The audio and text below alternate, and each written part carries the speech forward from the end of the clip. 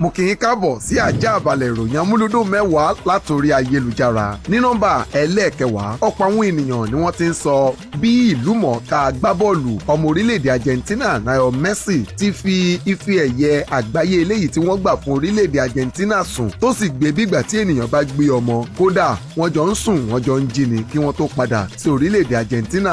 Ọ̀pọ̀ àwọn ènìyàn ni wọ́n ń sọ wípé ó tó bẹ́ẹ̀, kódà ó jù bẹ́ẹ̀ lọ bó bá gbé wọ ibùsùn, kódà kó gbé wọ balùwẹ̀ pàápàá. Ọ̀rọ̀ yìí ló wáyé bí àwòrán Messi ti gba orí ayélujára kan àti bí àwọn ọmọ orílẹ̀-èdè Argentina ti fi ìlù àti ìfọn pàdé àwọn agbábọ́ọ̀lù wọn tí wọ́n sì ń jó tí wọ́n ń yọ̀ fún àṣeyọrí ti ife ẹ̀yẹ àgbáyé eléyìí tó kọjá lọ tó wáyé ní Qatar. Ẹ̀wòrán ni wọ́n ti ń kí gbajúgbajà òṣèré Ìyábọ̀ Òjó kú ayẹyẹ ọdún 45 ọjọ́ ìbí rẹ̀ eléyìí tó ń ṣe lókè èèpẹ̀. Ìyábọ̀ Òjó ló lo ìtàkùn ayélujára rẹ̀ láti fi àwòrán lọ́kọ̀ọ̀jọ̀kan tó rẹwà síbẹ̀ tí ọ̀pọ̀lọpọ̀ àwọn ènìyàn sì ń kí tí wọ́n sì ń gbàdúrà fún wípé ó kú ayẹyẹ orí kádún àṣeyíṣẹ́ míì. Ní nọ́mbà ẹlẹ́ẹ̀kẹjọ, bí ayẹyẹ ọjọ́ ìbí gbajúgbajà ìlúmọ̀ọ́ká Ìyábọ̀ Òjó ti ń lọ ní ọ̀rọ̀ rẹ̀ gba orí ayélujára kan tó sì di ọ̀rọ̀ kókó inú ìwé ìròyìn fún ọ̀pọ̀lọpọ̀ àwọn oníròyìn gbogbo bí ó ti ṣàfihàn olólùfẹ́ rẹ̀ Paul Okoye eléyìí tí ọ̀pọ̀lọpọ̀ àwọn ènìyàn túmọ̀ sí Pọ̀lọ́ bí fọ́nrán fídíò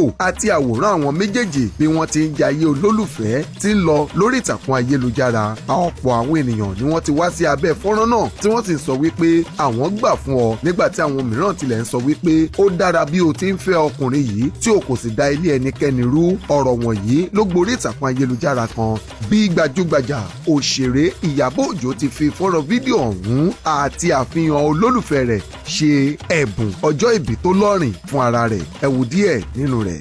Wetin be love if you no show? If you no show, like water wey no dey flow.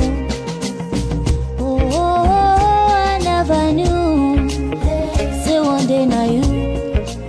Ní nọ́mbà ẹlẹ́ẹ̀keje, àwọn ìlúmọ̀ọ́ká ọ̀dọ́mọdébìnrin olórin Glorious Twins ó ní wọ́n ti ń dúpẹ́ púpọ̀ lọ́wọ́ gbogbo àwọn alátìlẹyìn wọn nínú ọdún 2022. Àwọn ọmọdé wọ̀nyí ló fi orin àti ayọ̀ dúpẹ́ púpọ̀ lọ́wọ́ Olúwa níbi ètò orin ìyìn kan èyí tí ìlúmọ̀ọ́ká olórin ẹ̀mí ọ̀dọ́mọdébìnrin Rokibat Ahmed eléyìí tí wọ́n ń pè ní God's Heritage ṣe ní kòpẹ́kòpẹ́ yìí níbi tí àwọn ọmọ ọ̀hún ti ń dúpẹ́ lọ́wọ́ Olúwa tí wọ́n sì ń jó ijó ayọ̀ pẹ̀lú tí wọ́n kí gbogbo àwọn olólùfẹ́ wọn tí wọ́n ṣe àtìlẹ́yìn tó lọ́rìn fún wọn nínú ọdún 2022 pẹ̀lú àdúrà wípé Ọlọ́run á jẹ́ kí àwọn borí gbogbo ogun àti wàhálà tó lè wà láyìíká àti láyìídá àti ìlérí láti máa ṣe dáadáa sí i nínú gbogbo tí àwọn bá tún ṣe bí a ti ń wọnú ọdún tuntun lọ. Ẹ wò díẹ̀ nínú fọ́nrán fídíò wọn.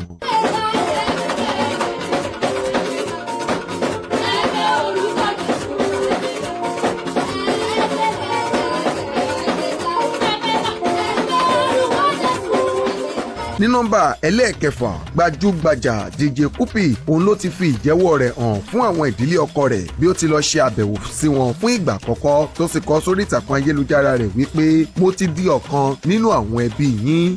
Ọkọ àfẹ́sọ́nà rẹ̀ Ryan Taylor ló mú lọ sí ọ̀dọ̀ àwọn òbí rẹ̀ fún ìgbà àkọ́kọ́ tí àwọn wọ̀nyí sì tẹ́wọ́ gba DJ Cuppy pẹ̀lú ayọ̀ àti ẹ̀rín músẹ́ léyìí tí kò lè pa ìdùnnú rẹ̀ mọ́ra tí DJ Cuppy sì wá sórí ìtàkùn ayélujára láti fi fọ́nrán fídíò àti àwòrán ọlọ́kan ìjọ̀kan bí ó ti pàdé àwọn ẹbí ọkọ rẹ̀ tó wá kọ sórí ìtàkùn ayélujára rẹ̀ wípé mo ti di ọ̀kan pàtàkì nínú àwọn ẹbí yín. Ní nọ́mbà ẹlẹ́ẹ̀karùn-ún, máa lọ ní ọ̀pọ̀lọpọ̀ àwọn olùlò ìtàkùn ayélujára Twitter ń sọ fún ọ̀gá àgbà ìtàkùn ayélujára náà Elon Musk bí ó ti wá sórí ìtàkùn ayélujára náà eléyìí tó wá kọ síbẹ̀ wípé ẹ dìbò tó bá jẹ́ wípé ẹ fẹ́ kí n sì máa darí ìtàkùn ayélujára yìí lọ léyìí tí ọ̀pọ̀lọpọ̀ àwọn ènìyàn kọ síbẹ̀ wípé máa lọ tí máa lọ sì pọ̀ ju dúró lọ. Ní báyìí Elon Musk ti wá sọ wípé òun yóò dúró di ìgbà tí òun yóò rí ẹni tó bá tọ́ láti fi sí ipò náà nítorí ẹni tí wọn kò fẹ́ nílùú tó ń dárin ta ni yóò gbé. Elon Musk ló lo ìtàkùn ayélujára Twitter fúnra rẹ̀ láti kọ síbẹ̀ kí àwọn ènìyàn lè dìbò ní tòótọ́. Ọ̀pọ̀lọpọ̀ àwọn ènìyàn ló faramọ́ wípé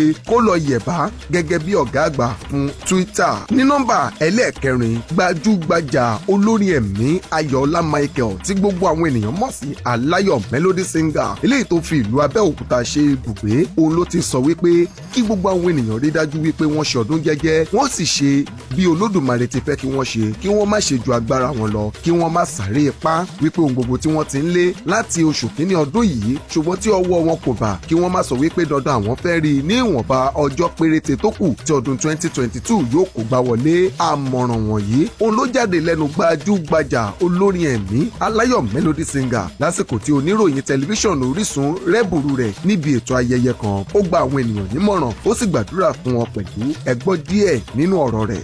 Ẹ jẹ́ ká ṣe pẹ̀lẹ́, ẹ má jà kánjú ọlá, ẹ má jà kánjú ọlá, gbogbo nǹkan làkókò wà fún.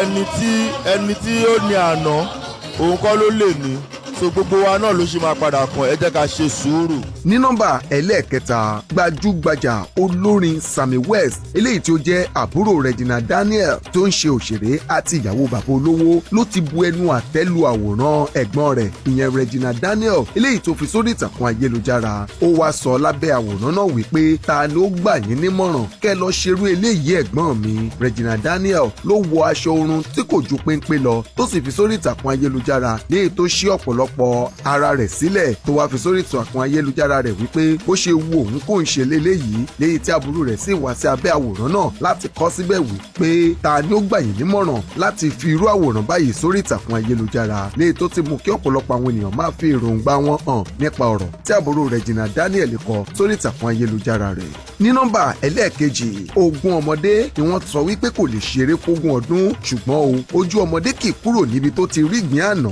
òun ló dífá fún gbajúgbajà akọrin ní tú bàbá bí ó ti fi fọ́nrán fídíò kan eléyìí tí òun àti àwọn akẹgbẹ́ rẹ̀ mẹ́ta ní eléyìí tí a mọ̀ sí Plantation Boys ti ṣe nígbà kan rí sórí ìtàkùn ayélujára rẹ̀ léyìí tó sì darí ọ̀pọ̀lọpọ̀ àwọn olùlò ìtàkùn ayélujára láti máa sọ nípa àwọn ọ̀rẹ́ mẹ́ta náà ìyẹn Face, Blackface àti tú bàbá pẹ̀lú tí wọ́n sì sọ wípé àwọn kò lè gbàgbé ìrírí eléyìí tí àwọn rí nínú orin àti nínú ìbáṣepọ̀ ìfẹ́ tó lọ́rìn láàrin àwọn mẹ́tẹ̀ẹ̀ta nígbà náà. Two-Face Dibia olólo ìtàkùn ayélujára rẹ̀ láti fi fọ́nrán fídíò ìgbà náà sórí ìtàkùn ayélujára bí ó ti ń kọ orin ọ̀hún tó sì ń mì orí rẹ̀ ní bí orin ọ̀hún ti ń lọ lẹ́sẹẹsẹ tó wá fi sórí ìtàkùn ayélujára rẹ̀ léyìí tó ru àwọn olólùfẹ́ wọn sókè láti máa sọ wípé one love ìfẹ́ kan ṣoṣo. Ẹ wò díẹ̀ nínú fọ́nrán fídíò wọn. Found someone new, she cannot be compared to you. Everything I do reminds me of you. Now I realize it's the way I'd rather be. Ní nọ́mbà ẹlẹ́ẹ̀kínní gbajúgbajà òṣèré àti agbóhùnsáfẹ́fẹ́ Abíọ́dún Adébímpé Akíntúndé tí ọ̀pọ̀lọpọ̀ àwọn ènìyàn mọ̀ sí Wasila coded ló ti sọ wípé dídá ọmọ tọ́ ọ̀pọ̀lọpọ̀ àwọn obìnrin kò ṣẹ́ lórí bí ọ̀pọ̀lọpọ̀ àwọn ọkùnrin ti jẹ́ ẹni tí kò ní ojú láti fi mọ ohun tó dára àti wípé ọ̀pọ̀lọpọ̀ àwọn obìnrin ló dáa ṣùgbọ́n tó jẹ́ pé àwọn ọkùnrin tí wọ́n ń bá pàdé nínú ìrìn àjò ayé wọn ni kò dára. Wasila coded ló lo ìtàkùn ayélujára rẹ̀ láti dáhùn ìbéèrè tí ọ̀pọ̀lọpọ̀ àwọn oníròyìn máa ń béèrè lọ́wọ́ rẹ̀ gẹ́gẹ́ bí ìyá tó ń dá ọmọ tọ́. Ó ṣàlàyé lórí ìtàkùn ayélujára náà wípé láti ọdún 8 lòun ti dá wà gẹ́gẹ́ bí ìyá dọ́mọtọ́ kódà ọmọ ọ̀hún ti pé ọdún 7 báyìí tó sì jẹ́ wípé láti inú oyún ọmọ ọ̀hún lòun ti ń dàgbé tóun sì ti ń dàfà. Wasila coded ló wá sọ ìpinnu àti èròǹgbà rẹ̀ wípé kò sí ohun tó ṣẹ̀ lẹ́yìn eléyìí bí kò ṣe wípé ọ̀pọ̀lọpọ̀ obìnrin ló jẹ́ obìnrin tó dára ṣùgbọ́n tó jẹ́ pé àwọn ọkùnrin ni wọn kò mọ ohun tó dára. Ẹ gbọ́ díẹ̀ lẹ́nu rẹ̀. I think our men do not appreciate a good woman,